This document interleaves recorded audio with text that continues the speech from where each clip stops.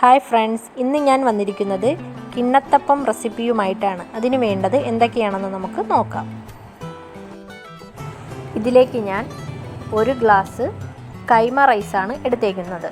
സാധാരണ പച്ചരിയിലും ഉണ്ടാക്കാറുണ്ട്, എങ്കിലും ഇത്തിരി കൂടി സോഫ്റ്റായിട്ട് കിട്ടണമെങ്കിൽ ഇതുപോലെ നമ്മുടെ ബിരിയാണി ഉണ്ടാക്കുന്ന അരി തന്നെ എടുക്കണം. ഞാനങ്ങനെ 1 ഗ്ലാസ് എടുത്തിട്ടുണ്ട്.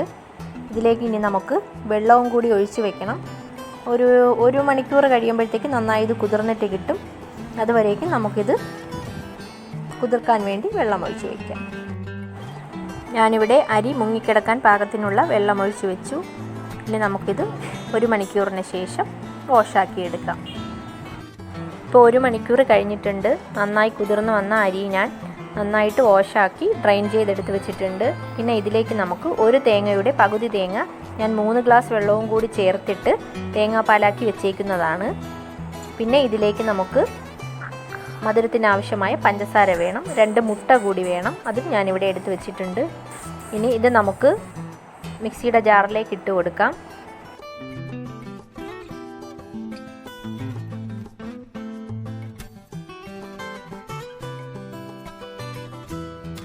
ഇതിലേക്ക് ഞാൻ കുറച്ച് ഐസ് ക്യൂബ്സ് കൂടി എടുത്തിട്ടുണ്ട്. അതുകൂടി ഇട്ട് വേണം നമുക്കിത് അരച്ചെടുക്കാൻ. മിക്സിയിൽ അരയ്ക്കുമ്പോൾ തന്നെ എന്തായാലും മിക്സി ഒന്ന് ചൂടാകും, അപ്പോൾ നമ്മുടെ മാവൊന്ന് വെന്ത് പോകും. അങ്ങനെ വെന്ത് പോകാണ്ടിരിക്കാനാണ് ഐസ് ക്യൂബ് കൂടി ഇടുന്നത്.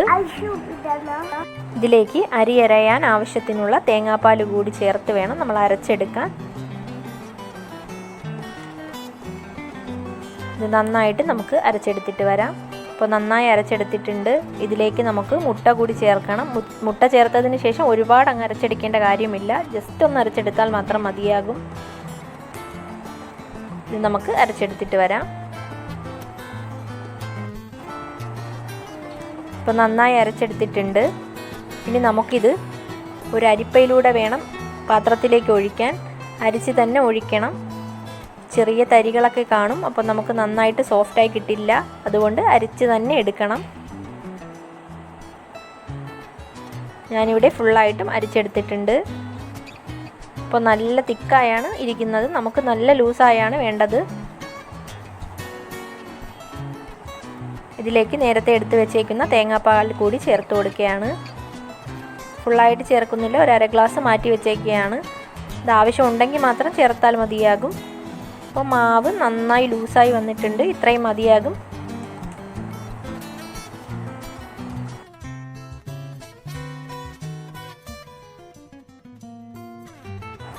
ബാക്കി 1/2 ഗ്ലാസോളം തേങ്ങാപ്പാലുണ്ട്. ഇത് നമുക്ക് ചേർത്ത് കൊടുക്കേണ്ട ആവശ്യമില്ല, അത് നമുക്ക് മാറ്റി വയ്ക്കാം. പിന്നെ ഇതിലേക്ക് മധുരത്തിന് ആവശ്യമായ പഞ്ചസാര കൂടി ചേർത്ത് കൊടുക്കുകയാണ്.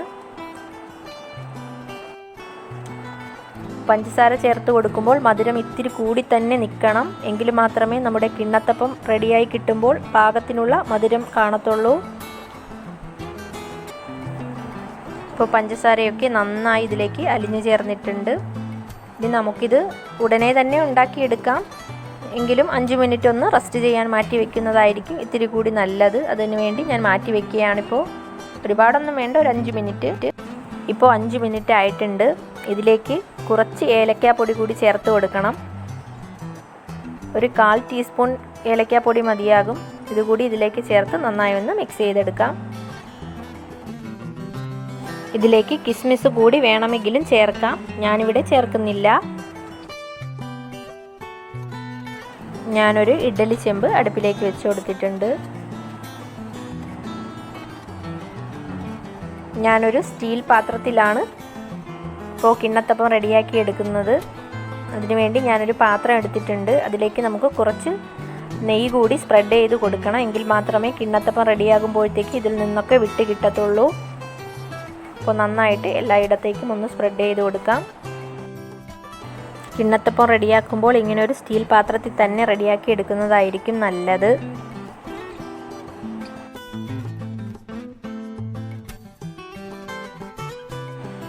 ഇഡ്ഡലി ചെമ്പിനകത്തേക്ക് ഞാൻ പാത്രം വെച്ച് കൊടുക്കുകയാണ്.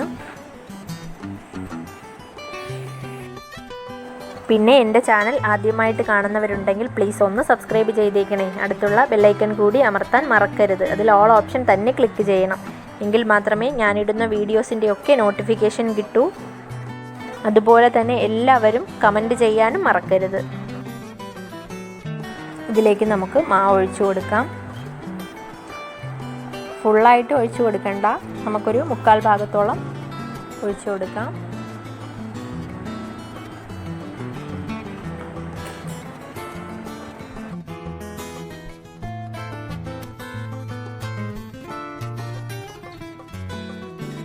ഇനി ഇത് അടച്ച് വെച്ച് നമുക്കൊരു 15 മിനിറ്റ് കുക്ക് ചെയ്തെടുക്കണം.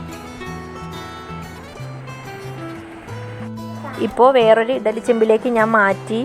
കാരണം നേരത്തെ വെച്ചതിൽ പുറത്തുകൂടി ആവി പോകുന്നു, നന്നായി ഇത് കുക്കായി കിട്ടില്ല, അതുകൊണ്ടാണ്. ഇപ്പോൾ 15 മിനിറ്റ് ആയിട്ടുണ്ട്. നമുക്കൊരു ടൂത്ത് പിക്കോ പപ്പടക്കോലോ എന്തെങ്കിലും കൊണ്ടൊന്ന് കുത്തി നോക്കാം.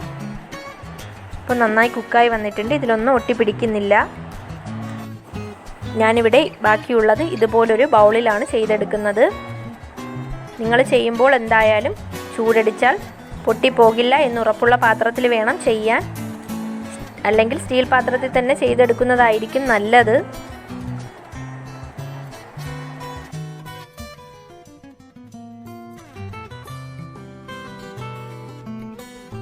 ഇപ്പോൾ നമ്മൾ നേരത്തെ ഉണ്ടാക്കി വെച്ചത് നന്നായി തണുത്തിട്ടുണ്ട്.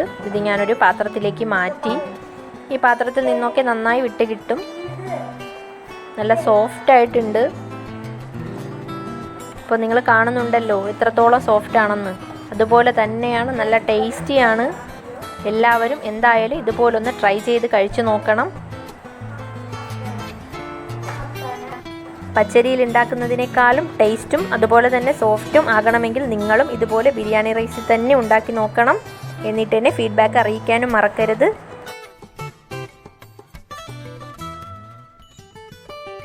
Thank you.